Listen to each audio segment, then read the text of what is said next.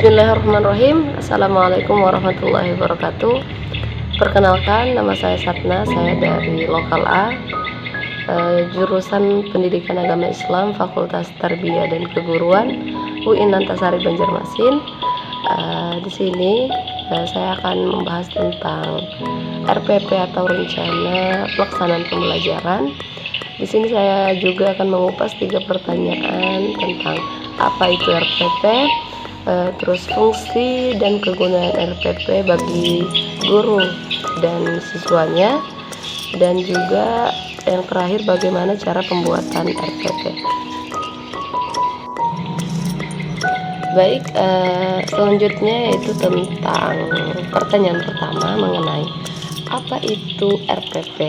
Nah, Rencana Pelaksanaan Pembelajaran atau biasa disingkat dengan RPP merupakan rencana yang menggambarkan prosedur atau pengorganisasian pembelajaran untuk mencapai suatu kompetensi dasar yang diterapkan dalam standar isi dan dijabarkan di dalam silabus. Nah, jadi bisa dikatakan RPP ini merupakan penjabaran lanjut atau penjabaran lebih rinci dari silabus. Mengapa dikatakan demikian? Karena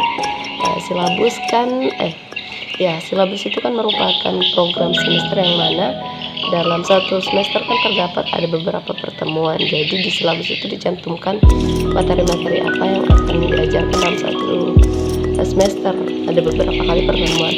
Sedangkan RPP itu hanya membahas tentang beberapa kali pertemuan, tapi dijelaskan lebih rinci, mengenai satu pertemuan daripada yang ada di dalam silabus itu.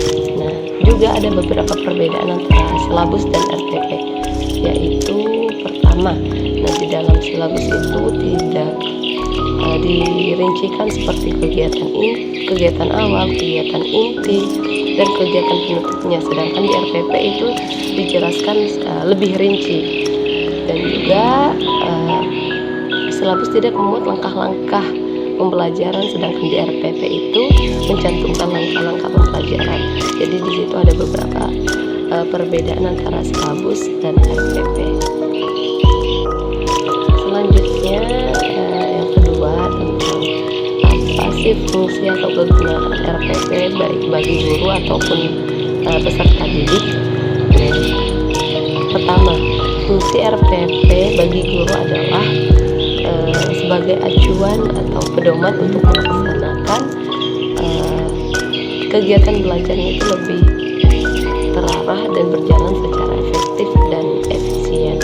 Nah, juga RPP akan lebih mempermudah, memperlancar serta meningkatkan hasil proses belajar mengajar. Dan juga dengan RPP, guru akan mampu melihat, mengamati, menganalisis, memprediksi program pembelajaran sebagai kerangka kerja yang logis dan lebih terencana. Yang kedua, fungsi RPP bagi siswa adalah sebagai program tertulis yang dibuat oleh guru untuk mengarahkan terjadinya pembelajaran secara teratur dan menjadi program pendukung bagi siswa dalam melakukan pembelajaran agar siswa di kelas melakukan pembelajaran secara antusias dan melalui perencanaan yang disusun oleh guru tersebut. Nah, yang terakhir di sini kita akan membahas tentang langkah-langkah dalam pembuatan RPP. Tapi sebelum itu kita harus tahu apa sih komponen-komponen RPP, komponen-komponen dari RPP. Jadi RPP atau Rencana Pelaksanaan Pembelajaran itu terdapat beberapa komponen. Yang pertama, harus ada identitas sekolah, yaitu nama satuan dari pendidikan. Yang kedua, ada identitas mata pelajaran atau tema atau subtema dari pelajarannya. Yang ketiga ada kelas atau semester. Yang keempat ada materi esensial atau pokoknya. Yang kelima ada alokasi waktunya. Yang keenam ada kompetensi inti. Yang ketujuh ada kompetensi dasar. Yang kedelapan ada indikator pencapaian kompetensinya. Yang kesembilan ada tujuan pembelajaran. Yang kesepuluh ada metode pembelajarannya. Yang ke-11 ada materi pembelajaran. Yang ke-12 ada media pembelajarannya. Yang ke-13 ada sumber belajarnya. Jadi dan 14 ada langkah-langkah atau skenario pembelajaran. Yang ke-15 atau yang terakhir adalah penilaian hasil belajar. Jadi komponen-komponen tersebut harus ada di dalam RPP. Selanjutnya setelah mengetahui apa-apa saja komponen dalam pembuatan RPP, selanjutnya kita bahas bagaimana cara atau langkah-langkah dalam pembuatan RPP. Nah, pertama dalam pembuatan RPP itu kita harus mengisi identitas dari RPP-nya, seperti identitas sekolah atau nama satuan pendidikannya, terus identitas mata pelajarannya, tema atau subtemanya, kelas atau semester, materi pokok, dan alokasi waktunya. Bisa dilihat di contoh. Untuk identitas sekolah itu saya sendiri mengambil dari sekolah saya dulu, yaitu TSDD Teluk Tamiang. Terus identitas mata pelajarannya atau nomor mata pelajarannya saya mengangkat materi tentang fikih, dan subtemanya mengenai ibadah haji. Terus kelasnya kelas 8 semester genap, dan alokasi waktunya itu saya mengambil 40 menit dalam satu kali pertemuan. Nah, selanjutnya kita mencantumkan KI-nya, kita masukkan KI-nya. KI ini biasanya rata-ratanya sama, tinggal kita copy paste saja, bisa mencari di Google. Nah, ada 4, pokoknya ada KI 1, KI 2, dan KI 3, dan terakhir KI 4. Selanjutnya kita cantumkan kompetensi dasarnya. Nah, kita mengambil materi tentang mata pelajaran fikih. Jadi kompetensi dasarnya contohnya yang pertama menunjukkan sikap kerjasama dan tolong menolong melalui praktek pelaksanaan haji. Yang kedua, memiliki sikap patuh terhadap undang-undang penyelenggaraan haji. Yang ketiga, menjelaskan ketentuan Islam tentang haji beserta hikmahnya. Yang keempat, mengidentifikasi undang-undang penyelenggaraan haji. Selanjutnya kita juga mencantumkan indikator apa yang dapat peserta didik lakukan setelah melakukan pembelajaran, atau pencapaian apa yang bisa peserta didik dapatkan setelah menyelesaikan pembelajaran. Di sini yang pertama contohnya, peserta didik dapat menjelaskan pengertian haji dan umroh dengan baik. Kedua, peserta didik dapat menjelaskan syarat haji dengan baik sampai nomor 4 dan selanjutnya.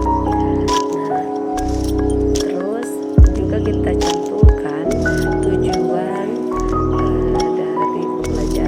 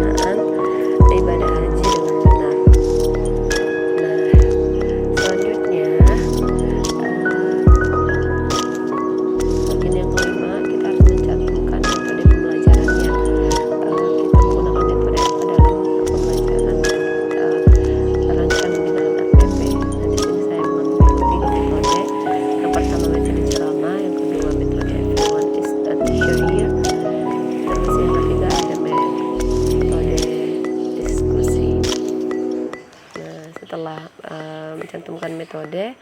Selanjutnya kita cantumkan materi pembelajarannya, apa-apa yang akan kita berikan kepada peserta didik dalam materi satu pertemuan tadi.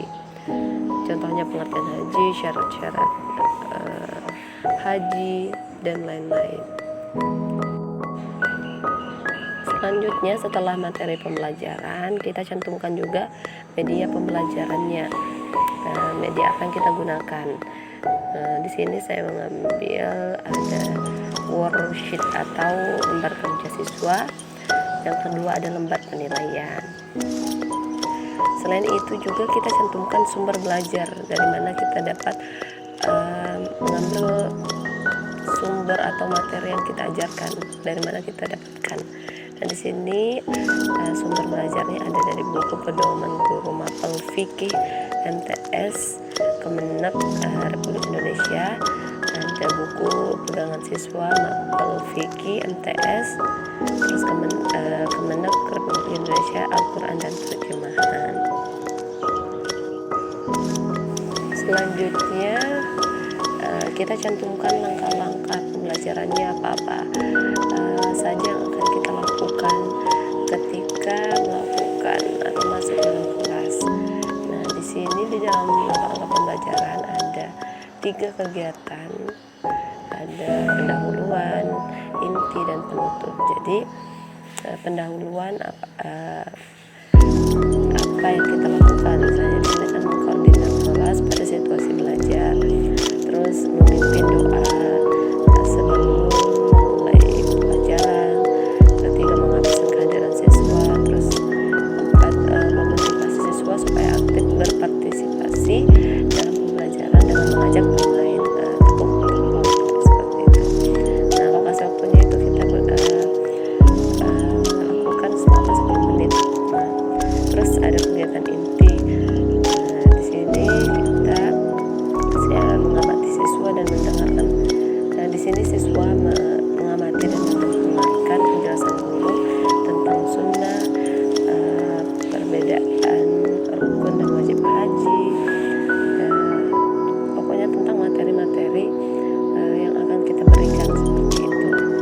Nah, mungkin ini untuk metode ceramah. Terus setelah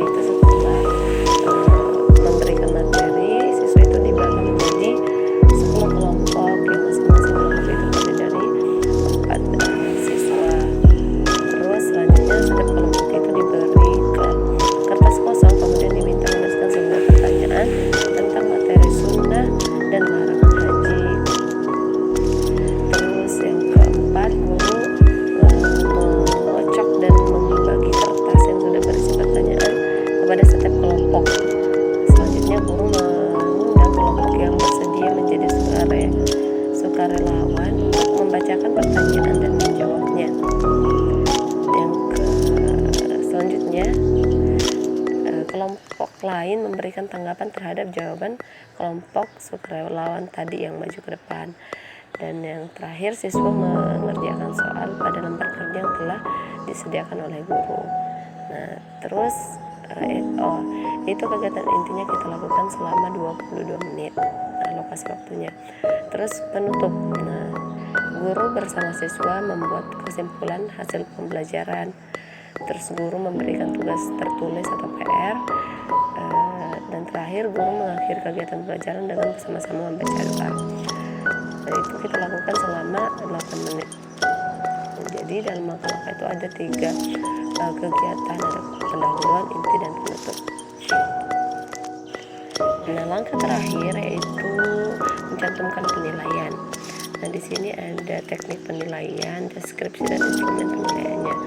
Teknik penilaian ada penilaian tentang sikap, pengetahuan, dan keterampilan. Jadi untuk sikap, penilaian observasi mengamati sikap peserta didik dalam melakukan diskusi tadi yang mencakup kesantunan, percaya diri, dan kemampuan bermusyawarah. Terus penilaian diri atau self assessment, penilaian teman sebaya, per assessment, terus penilaian jurnal, anecdotal record. Nah, terus penilaian tentang pengetahuan, kita lakukan tes tertulis, terus uraian dan pilihan ganda, melakukan tes untuk mengetahui pemahaman siswa tentang ibadah haji. Terus